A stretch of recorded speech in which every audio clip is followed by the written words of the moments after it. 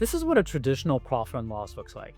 Unformatted, boring, and difficult to find insights from. This profit and loss looks a lot better, but we can take it one step further by comparing the values against the prior period or prior year and toggle to different periods. And it's no surprise that this is actually one of my most popular dashboards that I share in any client report. So in this video, we're gonna build it together. Go ahead and break out that Excel file and let's have some fun.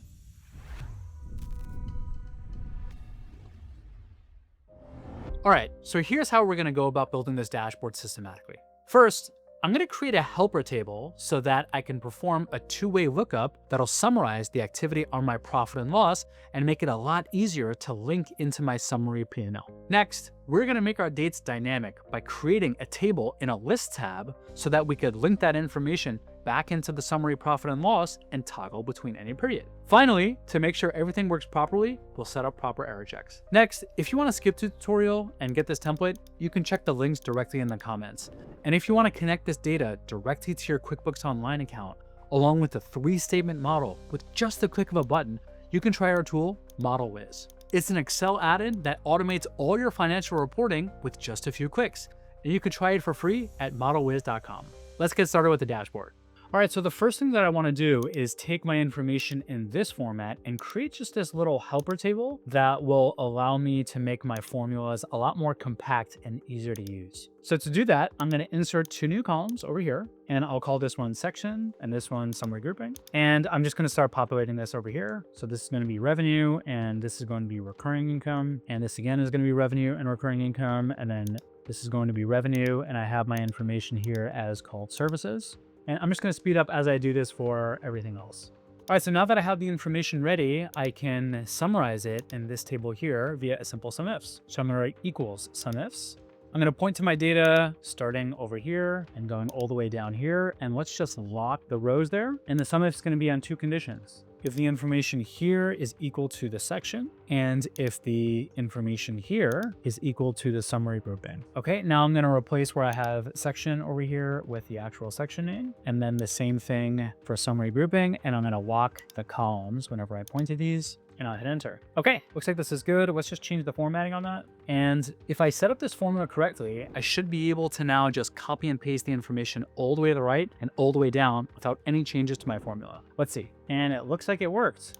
So now that I have all the information in this format, it's going to be really easy for me to then link it up to this dashboard. Now, in this case, we're doing something a little bit different. See, the reason that I brought it into this table is we need to do a SUMIFS, but in 2 directions. We need a sum if the sections match to over here, if the summary grouping matches over here, and then if the date falls within the range of each of these columns. So a traditional SUMIFS wouldn't really work. Instead, we could use a formula like SUMPRODUCT or filter. Let's use SUMPRODUCT. So I'm going to write equals SUMPRODUCT. And now I'm going to create a new parentheses, and I'm going to point to my information here. This is going to be my table. I'm going to lock that entirely. I don't want that to move. And that's my first parentheses. Now my first condition, which I will include after a asterisk and then another parentheses, is that my sections over here equal my section. And then the second condition is that the summary grouping over here, which again, I will lock, equals my summary grouping. And then 2 more conditions, my dates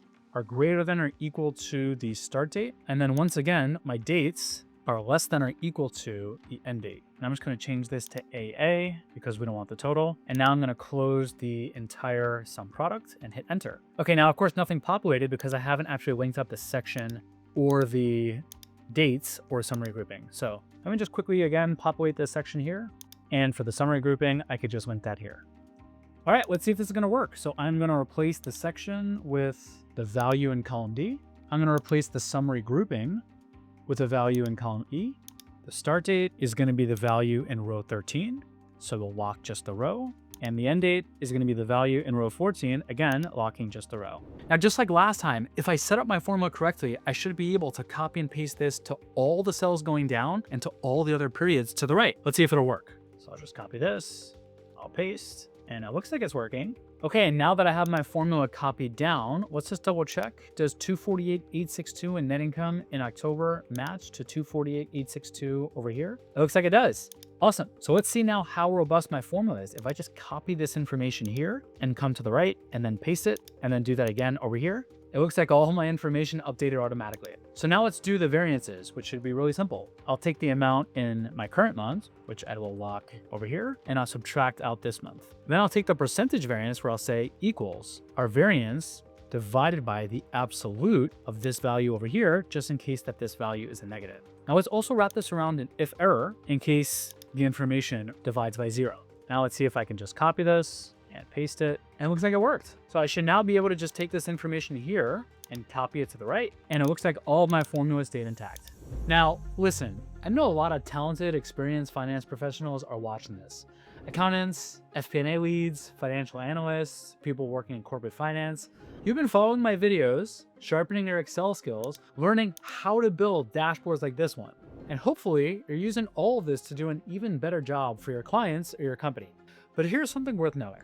These exact skills you're building right now, financial modeling, reviewing numbers, catching errors, knowing when something looks off, companies will actually pay you for this separately, on the side, without quitting anything or changing what you're already doing. There's a platform called Micro One that connects finance professionals with project-based work helping train AI models. And no, you're not coding or anything, you're applying your judgment, reviewing financial outputs, checking if the logic makes sense, flagging what's wrong, the same stuff you already do. It's fully remote, you work when you want, and pay runs anywhere from $80 an hour to over $200 an hour, depending on the project. You get to contribute your finance expertise, help shape AI models actually reason about financial problems, and earn supplemental income on your own schedule. Link is in the description if you want to check it out.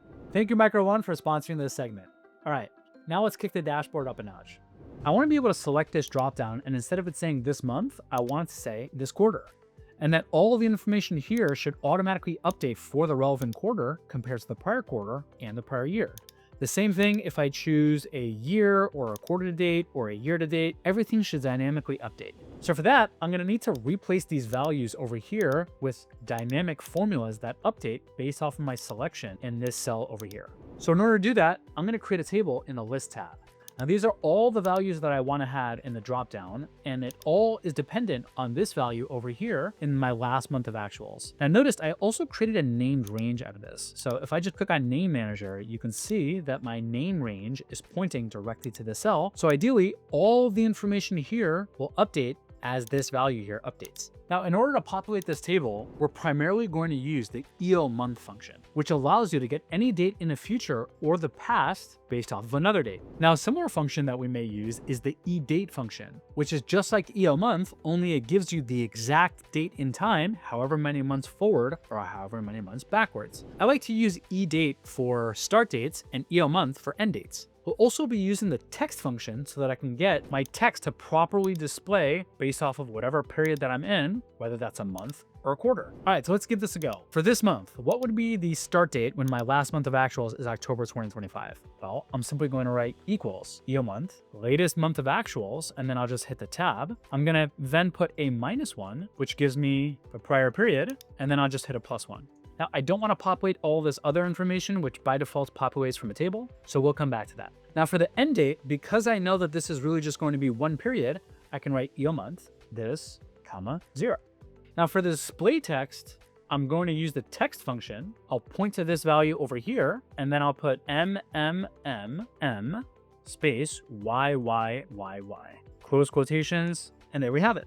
All right, now I want to populate a periods column because this will help me track how many periods my current period is compared to the prior period or prior year. So if year to date is only 4 months, I want to check the prior 4 months from that year to date. So think about how exactly we could do that. What we necessarily need to do is we need to analyze the year in the end date and the year in the start date. We take the difference in those years and then multiply it by 12. We then take the difference between the month end date and the month in our start date and add 1. Let me show you how that works. So I'll write equals year in our end date minus year in our start date, and then I'll close the parentheses, and then I'll write times 12, plus the month of the end date minus the month of the start date, and then I'll close that parentheses, plus 1. Let's hit enter and see if it works. And it looks like it did. So now to get the prior period start, it's pretty simple. I can write equals eDate, the start date, and then minus the periods. All right, so now the prior period end, I could simply write EOMonth, the prior period start, and the amount of periods, -1 because the end of the current month is represented by a 0 in the EO month function. I'll hit enter, and now we have that information. Now for display text, I'll do the same thing. Equals text, this value here, followed by that code, and then I'll hit enter. Perfect. Now prior year start and prior year end is very simple. I can just write the edate function and point to this, -12, and then the same thing for the end date. And then finally, the prior year display text, again, using the text function, allows me to get my value. So now that we have our first period, I'm gonna go ahead and really quickly populate that for all of these other periods. Now, if you wanna see exactly how I did this, you could always just download the Excel file and check it out there. All right, so now we have the table populated. We wanna now link this to this dashboard. So before we do, I wanna be able to create a data validation out of this cell over here.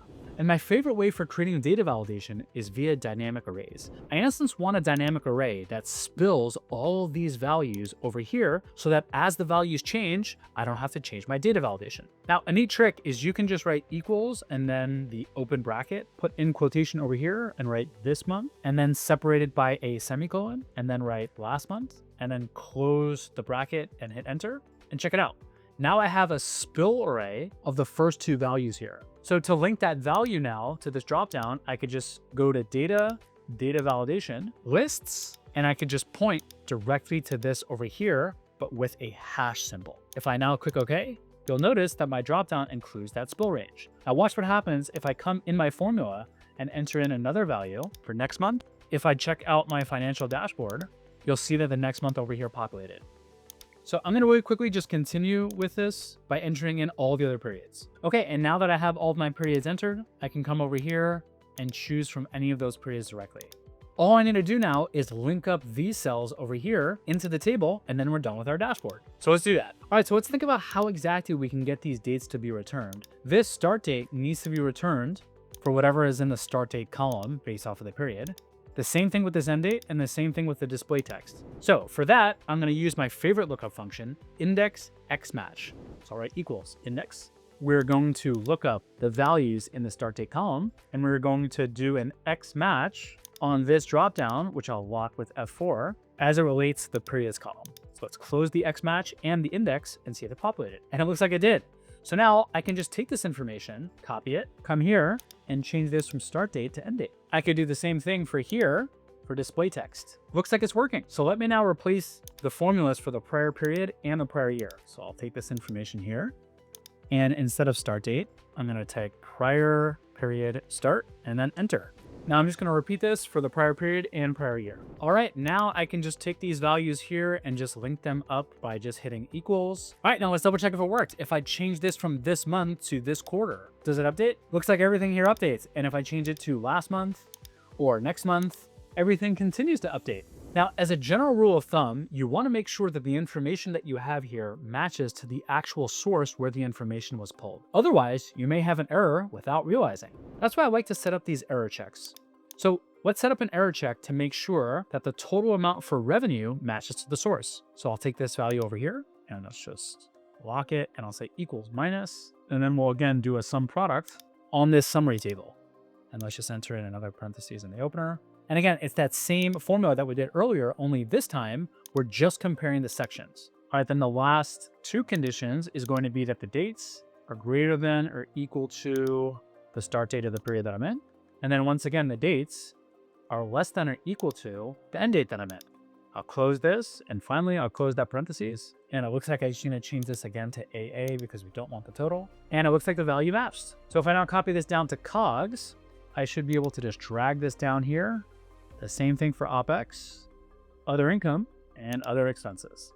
Now let's copy that to this column as well, and this column, and it looks like we're all good. Way to go on building this dashboard. Now the truth is, this is just one of 5 crucial dashboards that every CFO needs in their toolkit, which is why I suggest you watch this video where I cover those other 4. I'm Josh, your CFO guy, and I'll catch you next time.